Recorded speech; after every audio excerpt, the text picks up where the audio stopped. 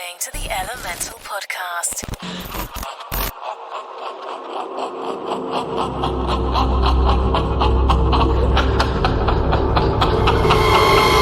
Shut up!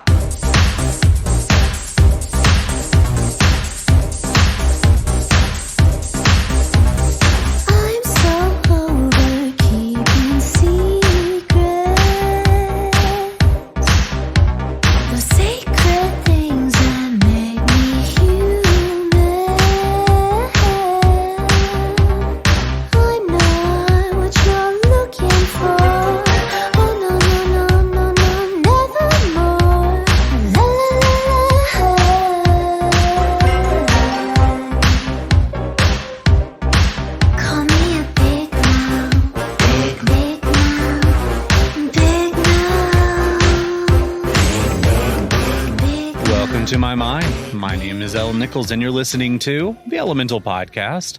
This is entry number 122.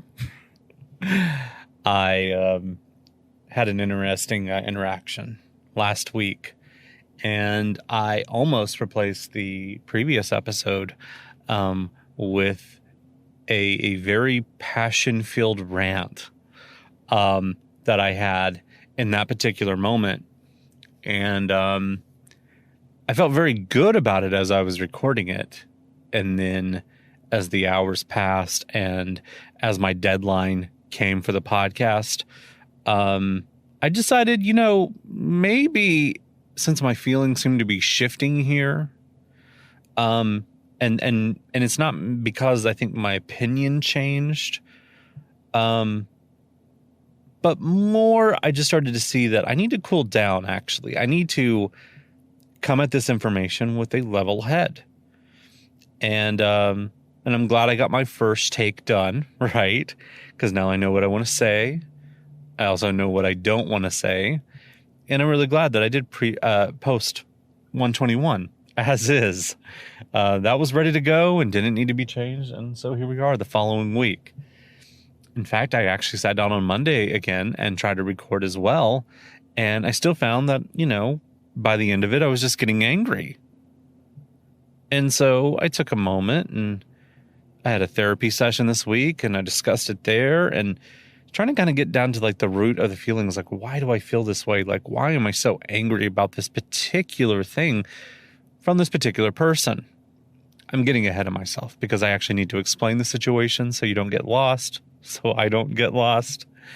I was on Facebook and someone that I know was posting about Jeff Bezos and Richard Branson, and they were coming at a very contrarian place from everyone else. Not to be contrarian, just they were coming with a unique perspective. That what Jeff Bezos and Richard Branson did shouldn't make people angry. Everybody's getting angry. Everyone's so upset about them going to space. But what they did is a good thing. Those two people going to space is something that we shouldn't criticize, but we should aspire to. And since these two people who follow their dreams, as you can tell, I'm not on board with this way of thinking when it comes to these individuals, especially with Jeff Bezos. But that's where they came from. They were very impassioned and they wanted people in this post to comment and only talk about their dreams.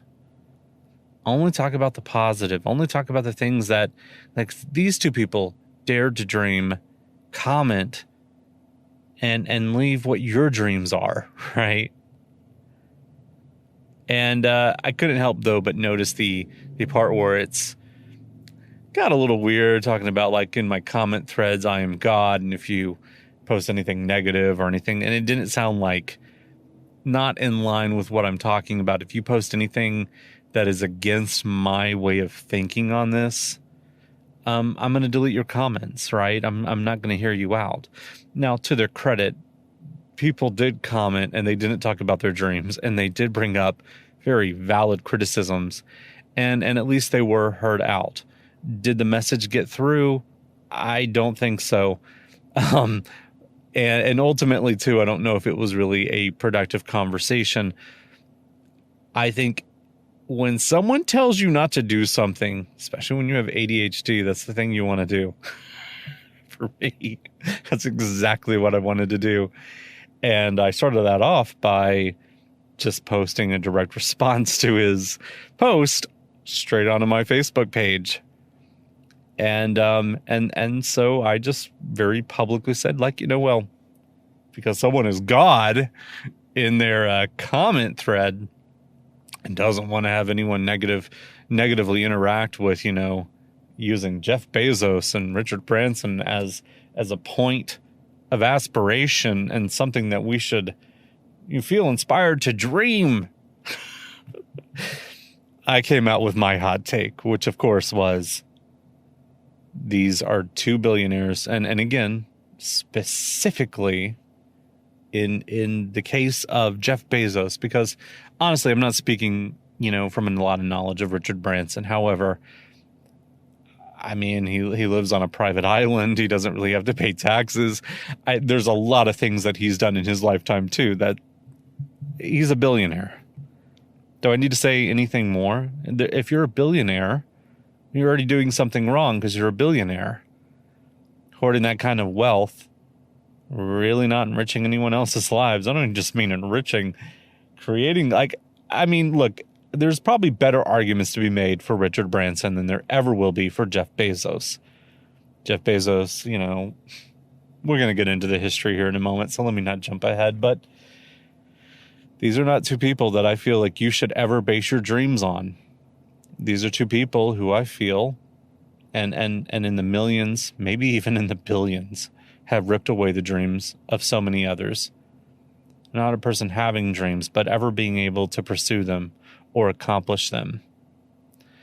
And when someone's greedy and they took a path that, mind you, is no longer available to anyone else, because once they took that path, they made sure that no one else could follow them.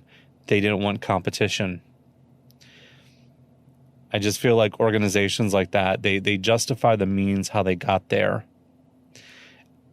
And quite honestly, too, even though I know the point was to encourage people to dream, I don't know if I have so many issues with that. I almost felt like this might sound a little strange, and just bear with me. I'm hashing out a few thoughts. I'm not saying that this is totally the case or that this is necessarily exactly what I believe. I'm working through this, and what a great way to do that with all of you here listening. But maybe you kind of reveal a lot of racism in dreams. And maybe you even just show a person's lack of humanity, lack of empathy through their dreams. Maybe we need to teach people how to have better dreams. Dreams are kind of a construct, right? If we do things in our lives and we find something that we find to be interesting, and then we, start to build this construct of this life that we want. That's a dream. And most of the time, those dreams can be very lofty, especially when we're younger, because we haven't had to deal with the cruelty of life, and we see people in position and we don't really understand quite yet that, yeah, but they're very rare and few. There's a lot of people in the world, and they'll never really get to do what they want to do. But also, as they get older, those things change. Doesn't mean that you abandon your dreams. It just means that maybe they were refined, or maybe in the process of pursuing those dreams, your wants, your needs changed. So overall, I'm not against, like a self-help guru kind of take on this, have a dream. What are you going to do with those dreams? Sure. Like there's a lot of practicality to having a dream and walking it out. What's your first steps? And that seemed to be mostly the point of their post. I just really, really was bothered who they used to try to inspire that point. You know how they say, like, if you bring up Hitler, you've already lost the argument. I'm bringing up Hitler. Please don't just say that I've lost the argument. Just hear me out. Our space program, which does tie into what's going on with Bezos and Branson and of course, Elon Musk. We can't leave him out of the conversation, more so even than Branson. Elon Musk, totally disgusting human being, along with Jeff Bezos. You know, you can make your own tier list of who's more, you know, based off of personality and their actual impact on society. But, you know, back in the 30s and 40s, you know, the Nazis, they did so much research into sciences and to propulsion and aeronautics and everything else, right? It's actually all that research they did during that very dark time of history that ultimately led Americans into space. We had a program here through the Air Force. You know, what was it with Chuck Yeager, if I'm not mistaken, or someone, but they were doing test flights and you know, they were testing their own means of getting someone up into orbit, right? This is before NASA. This is before, you know, they basically recruited a bunch of scientists from Germany through Project Paperclip, just like Russia did, just like other governments did. And they took that information that was basically, I don't know, it was cultivated through power and blood, usually the blood of many innocent people. And they took that information and you know, learned how to do a lot of things, right? Now, I'm not saying that we should look down on the space program and that we should, you know, reject it because of its basis and its roots, but we can't just celebrate it and say that it's a totally pure thing. No, I mean, it costs a lot of people. It's already a debt that's been paid. And I think that should be a part of that history too. Did it have to be that way? I don't think so. I think it'd be better if we lived in a world where instead of like totalitarian dictators, you know, like coming into power and decide, because like, look, that was purely for the means of, you know, dominating and conquering the world, including space. Hitler wanted supremacy. He wanted to control everything. You control the skies, you control the world. He understood that. He also understood that if you can fire a missile from really far away, you don't have to send an army or a conquering force. You don't have to lose troops, right? It's a lot less expensive. And also, if you can be the first one to do it, then you can just destroy all your enemies. So that was the root of it, was destruction. Fortunately, later, it's been used for something better, but you can't omit pieces of history because it's not convenient for your positive narrative. You take the good and you take the bad, and there you have the facts of life. And the facts of life say that it's a mixed bag. You're never really going to like every ingredient that made the things that you love. So it's unfortunate. It sucks. But we have to deal with it. We have to accept that. Not only do we have to accept that and understand that's the history where we come from, that's how a lot of things were developed, why we have the things that we do today, but it is also our responsibility to not repeat those mistakes, to do better. So here's how I would actually pursue using Jeff Bezos and Elon Musk as an example of how to inspire people to do something. Be better than them. Don't do this. Being a billionaire is not a good thing. Being a billionaire means that millions and millions of people are going to go without. It means for you to achieve having billions of dollars means that families can't feed their children, that people can't live full and productive lives, that they have to overwork themselves. You turn people into wage slaves. You impact a global society and economy when people are in need, not in want. When people are in need, they do desperate and terrible things. You create the world you're living in, and it should be no surprise that the same people who have created this world, who have created this imbalance, also want to escape it. They want to get the fuck off the planet. I guess they don't want to live where they shit.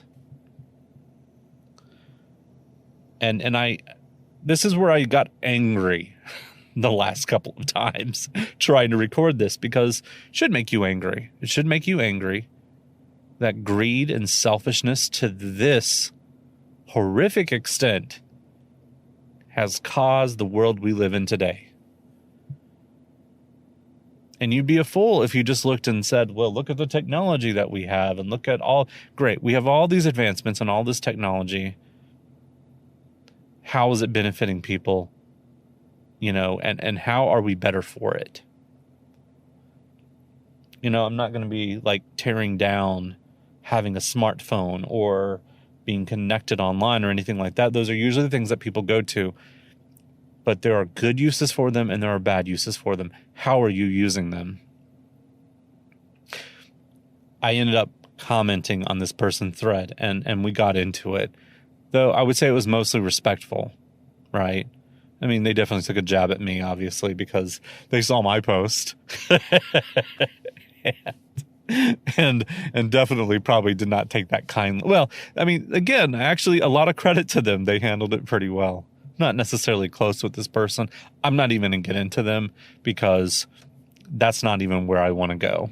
Honestly, I don't have really an issue with them as much, just this particular take. Only details I'll say are that they are a older white person. And older, I don't mean like senior citizen. I just mean middle-aged, right? With a very unique perspective and a few advantages that also don't exist for a lot of people today. What I mean by advantages is they're in a professional career in entertainment. They are very good at what they do. But there are a lot of people who probably are equal in skill level and a little bit younger and came in after and don't have what he has. And there's a disconnect, right? Like, I think the advice that sometimes we can share as we get older, applied at one time, doesn't apply always. Like when boomers talk about the world, right? And I just use the boomer term. When they talk about the world and like how things used to be back in their day and why they don't understand people, it's because, you kind of took everything and you left nothing for anyone else. I guess you didn't really think about the fact that, resources are always limited. And, there's a lot to be very angry about in that particular situation too. Each generation has gotten less.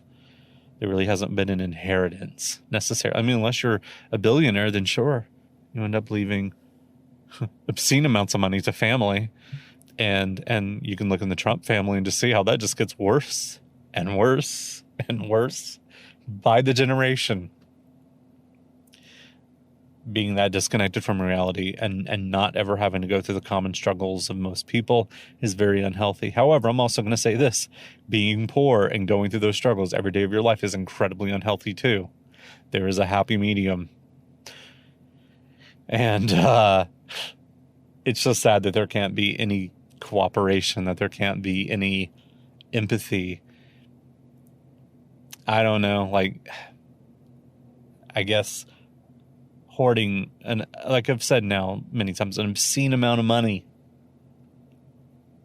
an ungodly amount of money, and not being able to share it with anyone else just because it gives you more power and control. Ooh.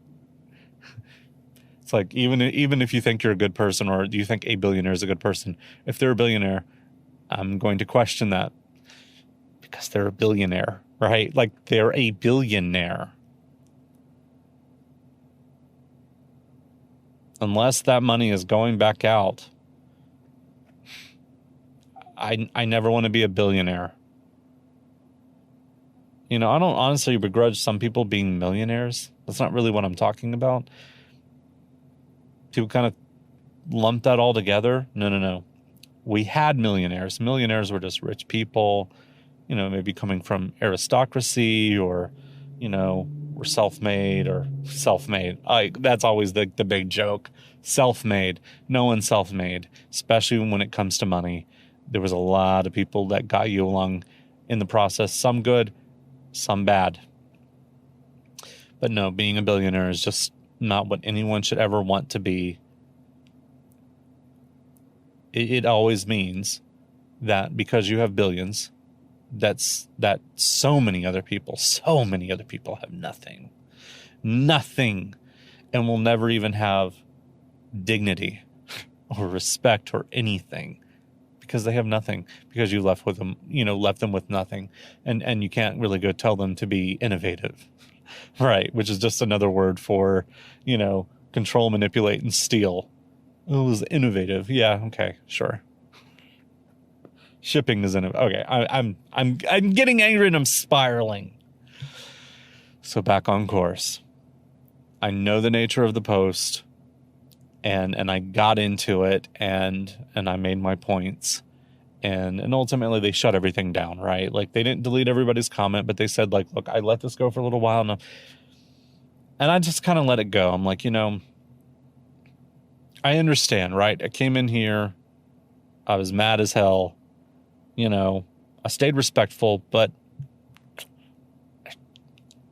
do not use the type of people like that to base your dreams off of. Can't say it enough. So where was I? Like I said, this one is definitely one where I'm trying to keep a little bit more temper, just trying to get through it. But going through all these, specific details of these people's lives, I remember one of the points is if you don't like the system, then go start your own corporation and compete. And that was from the person who posted this. And that really ticked me off too, because I'm like, no. You don't mean that. Right? I know you're thinking like, oh, if you put your mind to anything, you can accomplish anything. Like, okay. That is nonsense. People put their minds to stuff all the time. That's the same as like if you have enough faith. No. Honestly, it is not all based on you. It's not all based on you. It's us. And a lot of people's internal monologue is me, I, me. And I get it. You're a person. You're thinking about yourself, obviously. It's not bad to be selfish, but not selfish all the time. You have to rewire your own internal narrative to include the word us. One of the greatest problems on this earth is that people are in it for themselves. They're doing things for but they're not doing things for us. So how do you switch from I to us? Well, that's actually going back to dreams. You have to reframe what a dream is. A dream is something we construct. Because we construct it means that we can take other people along with us. It also means that we can think about the bigger impact of what our dream is and what it can cause. And our dream should have rules. Like, and not just because, maybe not the dream having rules, but maybe in your life, you should have principles. You should have basic ethics. It's funny that you go to business school and one of the courses, I don't know if it's required or not, but is ethics. Ethics are a very important part of life. You need to have ethics. Let's go back to Jeff Bezos. So Jeff Bezos, what this person was telling me originally to do was start up a corporation and compete. Okay. But that's not what Jeff Bezos did. That's kind of a step or the start of it, but that's not really what he did. If I really want to compete with Jeff Bezos, I'd have to really do what he did. Or do something on the same level of what he did, which means kind of do something actually pretty awful. Let's go into the history. Maybe you know about the formation of Amazon. Maybe you know how they rose to power. Look, they kind of just came out of nowhere, right? if you're like me, you probably remember them back in like the late 90s and the early 2000s. And maybe occasionally you tried to order a book off their website. I remember I used to hate their service. It never made any sense to me. I put in an order for something and it never got shipped, and they never even delivered the goddamn product. And that happened on a number of occasions.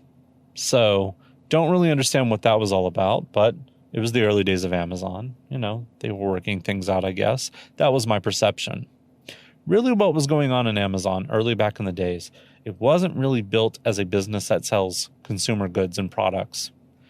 And mostly its focus was selling books.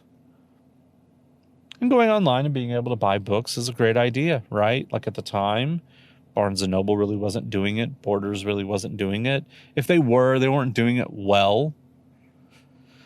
But here comes Amazon, and they start selling books online. There's a notable difference, too. I believe I remember them talking about, like, well, because we don't have physical stores, we don't have all this overhead, we can actually charge less. All right, well, really what they were doing was they weren't making any profit at all. Had nothing to do with overhead, had nothing to do with not having physical stores or locations. And anytime you hear that, like, we're able to offer better prices because we don't actually have physical locations, question that. Like, I know banks do that a lot too, and honestly, maybe there's something there that I should be looking into as well. Because, yeah, there's a lot of online banks that have come up. So obviously, I don't know, maybe it's something that it's, like I said, worth looking into. But that's not what Amazon was actually doing. Their business was not selling books. That's what they told people. That was what was in the marketing and the advertising, and that's what it looked like on the website. No, what they were really doing was undercutting all their competition and creating an environment where the competition just simply couldn't survive. It couldn't compete. So you had more and more people going on to Amazon and buying their books there because, like, oh, wow, this is significantly cheaper than Barnes & Noble or Borders or Walden Books or Crown Books or whatever former bookstore that used to be around. There's a reason today, like, the only bookstores are Barnes & Noble, and occasionally, depending on your community, you'll have a few independent, small book, sellers and resellers and used books and stuff like that, but not many. I'm living in Orange County, California, and I think the only bookstores that I know around here, I think there's one independent, and they do used and new books, and they're pretty expensive. And actually, I don't like the shop owner. I think they're an asshole, but still, that's it. And then it's just Barnes & Noble. But that's what Amazon did. They came into the market. They undersold the books. That was what they were doing. That was intentional. The goal was, we're going to come in, we're going to offer prices that no one can really compete with. We're going to pull all the market attention over to what we're doing. We're going to get people to buy books this way, because how could they pass up the savings? And this caused huge issues for major book resellers, or booksellers rather, that, had these massive stores and all this overhead and employees. And so they start cutting hours, and they start offering bigger discounts, and they actually start cutting into their profits to the point where they're not even making profits. Borders and Walden, all of them are taking major loans, and they're selling locations, and they just start closing down everywhere. Eventually, they're all driven out of business, one by one. Remember early on, it was Crown Books, though they were on the decline, I think, even before Amazon really became part of the picture. But, Crown Books, and then Walden, and then, of course, the big one, the one that hit me the hardest, it was my favorite place to go to, which was Borders. I just liked Borders. Borders was different. They had a better selection of stuff. Like, Barnes & Noble's was fine, and but I loved Borders. They had better magazines. That's a big thing for me. They had a better selection of books. I don't know. There were things that I definitely miss about Borders. And there were a lot of little independent bookshops. Totally gone today. Plus, overall, we just get less books. A lot of people self-publish and do things like that, but there was a time where usually, there were just a lot more publishers. Well, how did that get affected? Well, when these publishing houses stop having as many places to go to, because all these bookstores started going out of business, well, they needed someone to sell their books. Who was left? Barnes & Noble, barely scraped by. I'm not even sure what their position is today, but they barely survived. Borders went under. Barnes & Noble's was next. The real difference is Barnes & Noble had at least enough foresight to put their business online, to get an e-reader, to do a lot of the things that they did that have kept them in the market today. They did scale back many of their stores, got smarter about locations. That's how they've been able to stay alive and compete. Though I stay concerned because Amazon is a little vicious. Their business was intentionally to put everyone out of business, and make them the only source to buy books. And so when the publishing houses didn't really have any other place to sell to than Amazon, well, guess what? They were able to renegotiate those contracts. They were able to renegotiate the cost of being able to acquire all the inventory that they have. And when that happened, there was just publishing houses that could not come down. They were just put out of business. No one can sell our stuff except them, and the prices they want us to sell. It's like we can't do that. And they're gone. And because of that, you have less publishers, which means that creatives, that writers, that authors, that people who would publish books, talk about their experiences, that's diminished. You know how invaluable books are?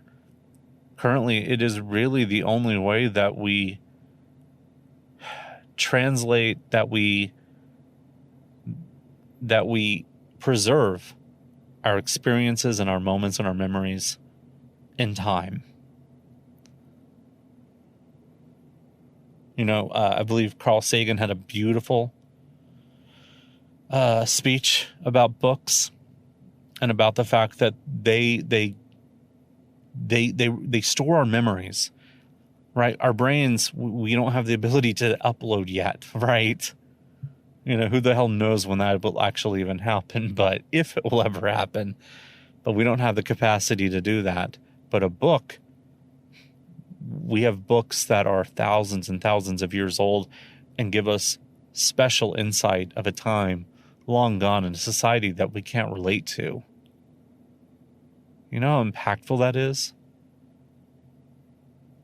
In our era, people who have the ability to sell and publish their books, those are the things that keep people going. I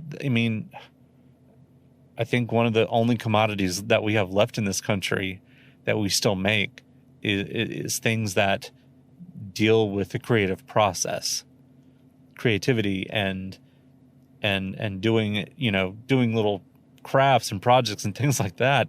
It seems to be like the only thing that we kind of have left. We don't really have major manufacturing to some degree, but not anywhere like it used to be. It's a changed world.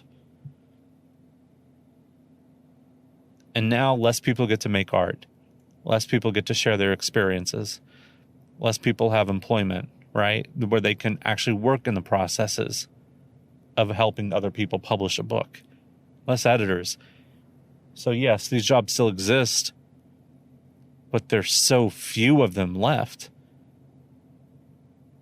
And it's caused all the people who worked in those fields and those industries, they've had to accept other work. They've had to take jobs that, that's not what they wanted to do, or they had to go work for Amazon. And if they had to go work for Amazon, it's very, very unlikely they're getting paid. They're getting respected. They're getting treated the way that they used to before Amazon came along and destroyed their industry. And it didn't stop with books once they took over that market. Now Target and Walmart and all those places are in their targets. They want to be able to sell and control every market. They want themselves to be the only source for all the things that you can get in your life. I mean, I learned this lesson a long time ago with my online store, with what I do, which is so small, so insignificant, like not even an existent thing in the eyes of Amazon. But I could make a pin and I could sell it, and usually people would come to the store and they'd buy the pin. But if I had more products available, more things available, so even stickers or lanyards or t-shirts or whatever, that also coincided with that, or just had more things available in general, it was very likely people weren't just going to buy the one thing. They were going to come and buy this and a t-shirt and a sticker and this and that, and they were just going to keep buying. So the goal was to build up inventory. I want more things available for people to buy, because when that happens, I make more money, and it's a good thing, right?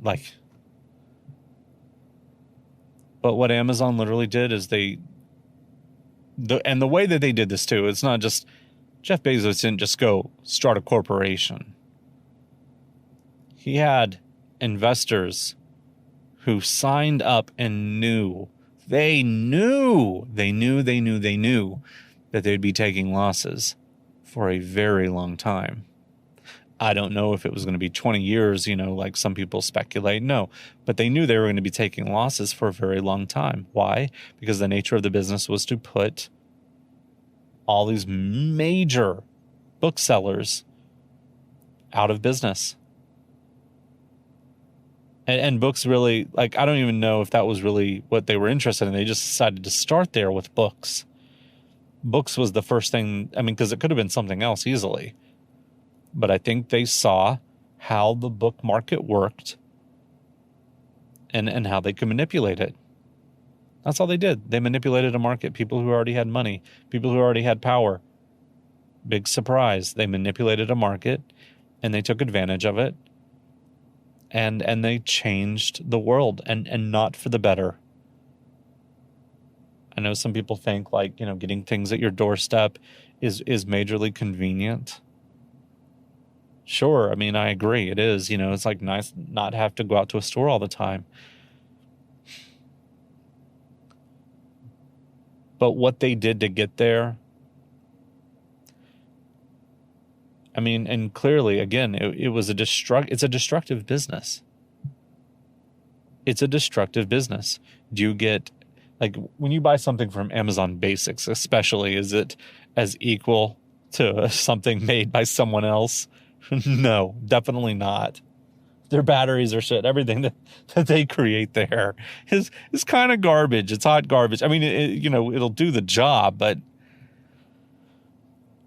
just like with Walmart and Target, Walmart came along and look, there was a time when you would buy clothes from a department store or something, and they were usually pretty good quality. They lasted for a long time, but they also cost quite a bit more money. I hear this from my mom all the time, and I heard it from my grandmother too.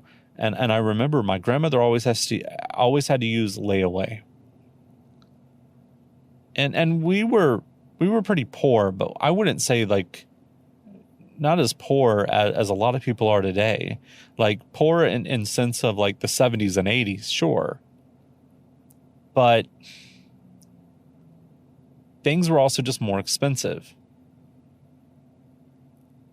And so when my grandmother would need to buy clothes for her children, yeah, it wasn't something she could just go do. She didn't just go to a store and load up a cart and go through checkout and that was it. No, she had to go and put things on layaway and pay over time. She'd have to come into Walmart or wherever she went and pay over time. And then eventually things started getting cheaper, especially when it came to consumer goods like clothing. There were a few things that happened, especially back during the 90s, that made things far more affordable. One of those things was being able to contract labor overseas, mass-produce clothing at far cheaper prices because you weren't having to pay for American labor. In fact, they were barely paying anyone at all. Pennies on the dollar, even if that. And they were literally using child and slave labor. Oh boy, progress and innovation. Obviously, it's just a very disgusting system. So no, I don't believe people should be pursuing it and trying for that. Learn the lesson for sure. Learn how these people came to power, absolutely. Don't trust the official biographies. When it comes to a lot of these people, when they get to power, they get to write their own success story. Jeff Bezos was a very humble man and started out his roots at this company and did this and was very innovative. And then one day he came up with this concept. What if it were easier for people to buy books? He was in a bookstore one day and he was like, this is just so complicated coming into the store and they're so expensive. I bet if we cut out this and did this, we could make this a lot easier and a lot more, we could give people savings. That's not what happened. Knowing those histories are vital because we need to know how they think and how they work. And I know it's a lot. I mean, trust me, the other night I stayed up thinking for a little while just about wow, there are just so many awful, terrible people in this world. It haunts me. It really does. It really does. There is a YouTube channel with a person on there called Oki, O-K-I. He does several documentary series. Very good work. He just did a series about what's his name? I can't remember his name. Wool. I know his last name is Wool, but I can't remember his first name. Jacob Wool? I think his name is Jacob Wool. He's the conservative, crazy, he thought himself a financial advisor for a while and doing all of that. And then he got prosecuted and whatever. Constantly, he's just coming up with some sort of new scheme. And yeah, he's a narcissist. And I don't know, he just an awful person. But you see someone like him, and then you think about Donald Trump, and then you think about all these other people, and you're just like, wow, there are just so many terrible people in the world. How did people get this awful? How do they feel so emboldened, so empowered to be like this? Make no mistake. This is far more common than we want to think it is.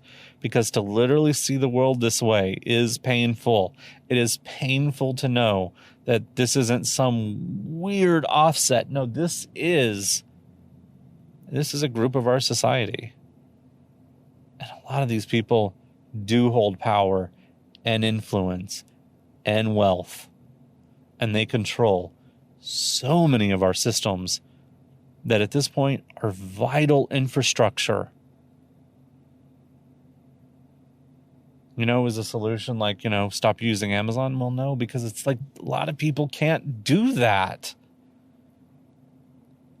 And they've driven so many things out of business that there wouldn't be anything left to go to. It's exactly what happened to a lot of small towns when Walmart rolled in. And I hear many different variations on this and different perspectives. So I know it's not a straightforward thing. It's not like a one-size story or anything like that. It's complicated. But Walmart moved into small towns. All other businesses went under. Walmart was the only one left. Sure, in some places, people were happy with that because they paid better. They offered more products and services. They seemingly did good by those communities. I don't necessarily trust all those accounts. But I know early on, my grandmother actually worked there for over 13 or 14 years until she retired. She started there back in the early 90s and worked there through up through the mid 2000s. And you know, she actually did have a little bit of a 401k and did get some benefits, did have medical benefits, you know, was taken care of to some degree.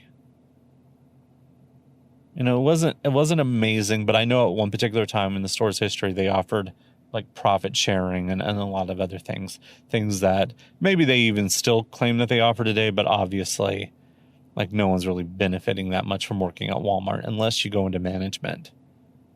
And then managers do make considerable, you know, like large amounts of money compared to their employees. That's for sure.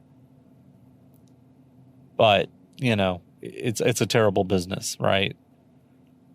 As much as I actually like Target and prefer Target, like I know it operates in a very similar way.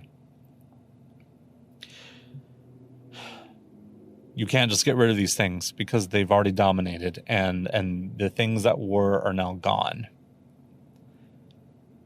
And I know how like fair market and competition works. I know that some businesses survive and some don't. I understand all of that. I got a real big problem with capitalism as a whole, but it is the system that we're living in. And I understand that, yes, you know, if you want to compete, you have to compete. And if there is no business and you, I mean, you know, it's like, I get it. I understand all of that.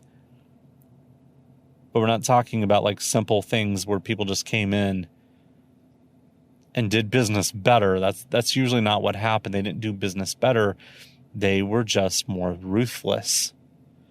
They did things that a lot of people hadn't considered, mostly because the things that they did were unethical or morally questionable. Not illegal, but why would you do that? Why would you start a business solely for the purpose of putting other businesses, you know, like, and then just, okay, well, we've taken that over. Now we're going to renegotiate and force them to drop prices. That hasn't helped anyone. Took away jobs. And now Amazon is a business that in so many places where they should just be paying taxes, they don't, because they get all these incentives. They get incentives because then they don't really pay their taxes, but they do pay off politicians to lobby for them, you know, or they pay off lobbyists and then, you know, the process, right?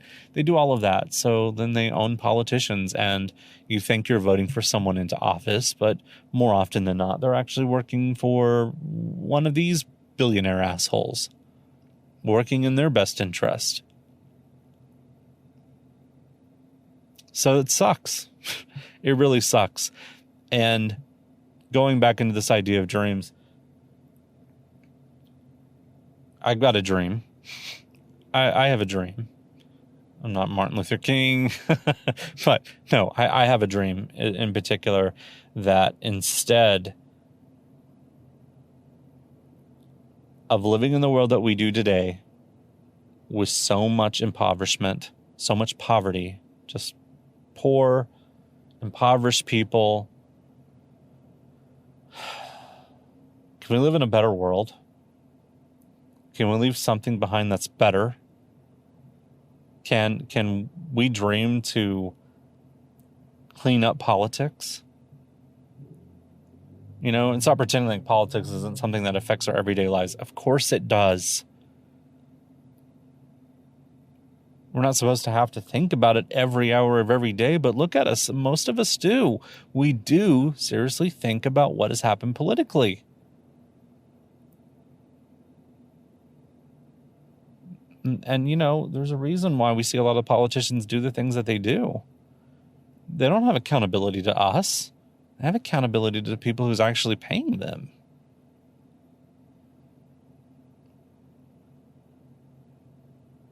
My dream is not to escape the world. My dream is to make it better and make it a place not only that I really want to live in, that I'm really excited and love being a part of, but also make it better for the next generation. And trust me, I am very much for space exploration and advancement of space technologies. So much so, like That is one of my passions, one of my loves, one of the things that I'm genuinely interested in. Anytime I watch anything about space, anytime I watch a science document, I get so intrigued and fascinated. But we have to remember that we have a lot of things that are going on here that need our attention, and we can't just abandon the baby, you know? I really hope that my generation of millennials, right? I'm technically a zennial. I'm the micro generation from, 77 to 83. Part of a little micro generation that, relates a little bit to Gen X and also relates to millennials. And I don't want to be that generation that looks at people who are coming up, the next generations after me, and thinks about, they're doing things so wrong today, and I can't believe these kids and their music and the way they're wearing their pants. I don't want to do anything like that. I actually, when I got on TikTok, I kind of started reevaluating a little bit and started to notice not like a large amount of that happening with me necessarily, but a little bit, where I was getting a little bit curmudgeonish. Is that a word? Curmudgeonish? But I was becoming a little bit more of a crone, just in like my outlook of the world. And, and it happens. You get around your friends and yeah, genuinely, sometimes you see things and you're just like, that's hilarious. But I saw someone's post one day and they made me reevaluate something along with watching TikTok and watching kind of another generation flourish. See, I don't really go to TikTok to post stuff. Not that I don't want to, but I kind of go to snap me out of my old curmudgeonish ways. I go there because it's actually refreshing to see people with a different outlook. A little frustrating as well, because you see a lot of people getting on there. Actually, the problem is you see a lot of people from my generation and Gen Xers and my generation who are far, far right, and they ruin the platform, right? They come on and they say terrible, disgusting things and attack people and promote really toxic, terrible ideas. It's the Gen Z kids. They're creative. They're flourishing.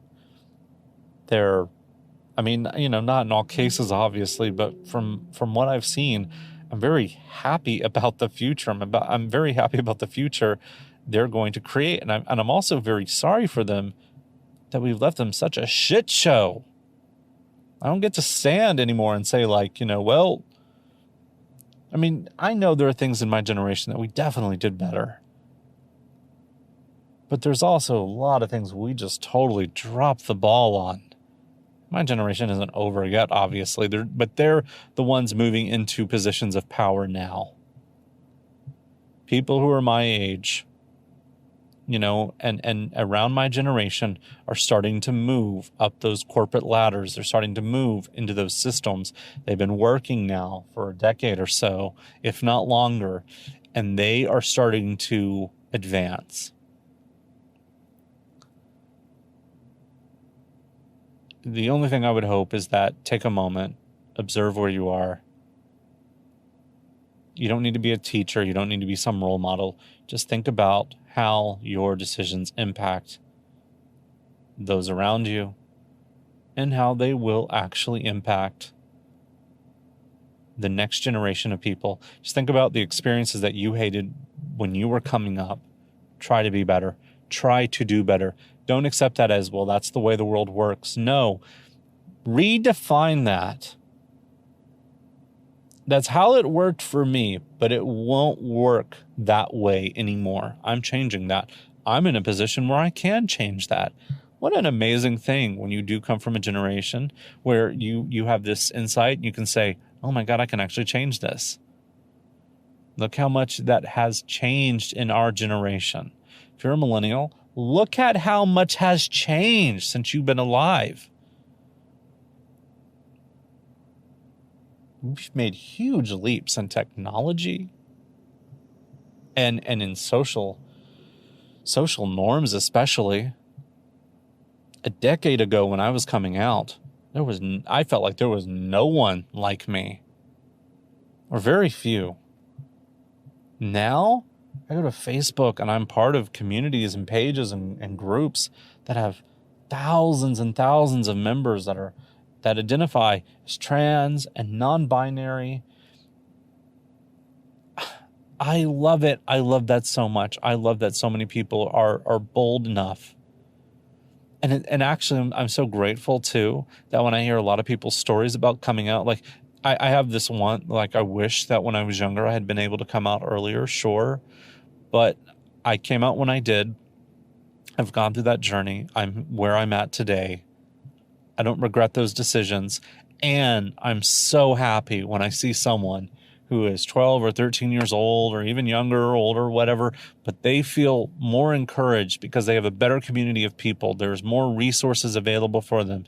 That is the world that I dream of, is a world that was better than the one that I fucking found. I hope by the things that I say and the things that I do, including this podcast, including everything else I do, my artwork, whatever it is, I hope it makes the world just a bit better. You know, going back to the interactions I had with that person, I stayed respectful. I dream of a world where you can actually have discourse online and it not lead to absolute toxic fights. Wouldn't it be nice, right? Like, wouldn't it be nice? But how do you get there? So do dream, but then think about what's the next step. This is what he wanted to do, so let me talk that out. I dream of a world where things are actually better, where the politicians you elect actually do the jobs that they were elected to do, that actually represent you, that aren't based in some sort of weird religious bias that they probably don't really believe in, though some do. And it's not a job they take because they're looking to increase their own personal power and wealth. No, I want to see more people like AOC. I want to see more people. I don't mean like exact policy matching. I'm talking about people who took the job because they saw a need, they saw a desire, they felt the need to go and pursue public service. You know, some people take the job for that, but very few, not enough. Many people take the job because they want to be in power. They want to dictate and control other people's lives. Most of the time, they want to take shit away from you and give something back to themselves. So yeah, I want to live in a world where we at least make some sort of impact. Taking money out of politics is a great start. That way, these corporations and these organizations and churches and whoever, they no longer have the power to control politicians. That's a really hard job to do, but there are ways of doing it. There are steps that need to be taken. They need to be taken in our lifetime. We can't wait anymore. You know, we can't be wallowing in pessimism and pretend like we don't have any ability to change the things that are. No, we do. We can't ignore what's real either. That's what I felt a lot when I was reading this thread, that, you know, I was saying what the world is, and people were like, well, you're just seeing this negatively. I'm like, no, I'm seeing this for the way the world is. And unfortunately, it is negative. Many of the major systems that exist today in the world, as they are very negative.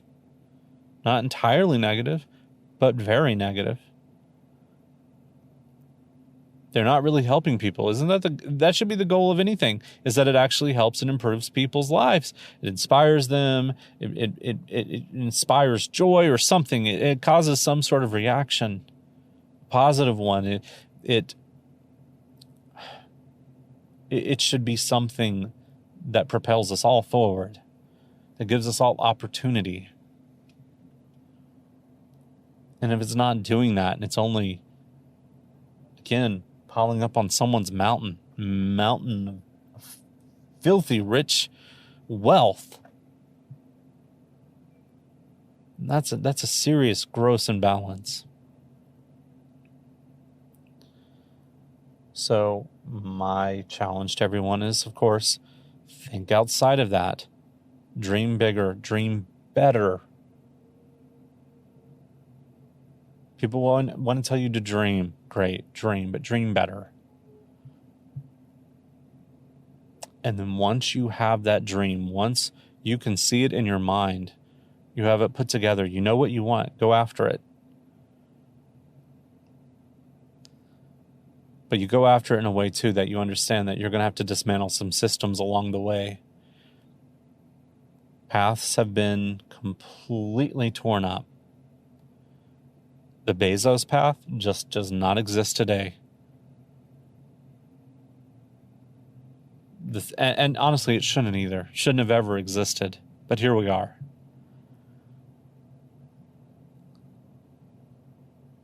Your dreams always need to include others. Because your dreams will ultimately impact others too. And getting rid of this narrative of a self-made person. No one's self-made. No one is self-made. I'm not self-made. I've paid the cost for what I've done in my life. But other people have too. Sometimes not willingly either. It's going to be something you're going to have to deal with. Don't think of yourself as innocent. That you've done nothing wrong, because you know what, you will. In your lifetime, you will do people wrong. That's unavoidable. But what's not unavoidable is you taking responsibility for that. Your dreams also require you to take responsibility. To own up. So when you make a decision to do something, you own up to the success, but you also own up to its failures. You own up to your failures. That is the lesson of Bezos. You can do it. Yeah, you can do it. We can do it. Maybe pluralism is the key to really healthy dreams. Maybe it's just the key to living. I mean, are you living by yourself? What if you lived on this planet and it's just you? No one else, just you. Then it makes sense for your decisions that you make for yourself. That they're purely just self-driven and self-motivated, and because that makes sense, right? You're not impacting anyone else's life because there's no one around, but you are a part of a system. We're part of a society. We're a part of a society. So remember that, and everything that you do, your actions have consequences, good and bad. And that's really all I have to say. So, thank you for joining me here this past hour. I really appreciated having this moment to really hash this all out. I know there was a lot of pauses and a lot of long lingering thoughts. I don't really feel comfortable doing that a lot. In fact, a lot of times I think, dead air. But it was important for me today just to really kind of break this down slowly so that I could get through everything that I wanted to say. And I'm not even sure I said everything I want to say, but there are more podcasts. There's more time. And I already kept you for an hour and a half last week. So thank you so much. And I'm going to leave you like this. Dream better and escape the ordinary. Goodbye, everybody. This concludes this entry of the Elemental Podcast. If you enjoyed today's show, head over to houseofl.com to gain access to our show notes, additional podcasts, the photo diary, and more. If you're feeling financially benevolent and would like to support this podcast, go to patreon.com/elemental, and for as little as $1 per entry, you'll get an ad-free version of this podcast, patron-only monthly live stream Q&As, and Elle's everlasting gratitude. Music was provided by Damn the Witch Siren, featuring the songs Big Mouth and Soft and Blue. All music was used with the artist's permission. If you want to hear more of their incredible music, go to damnthewitchsiren.com. For inquiries, questions, or last letters, email info@lnichols.com or visit the contact page at houseofl.com. The Elemental Podcast is a subsidiary of House of L. Copyright 2019, all rights reserved.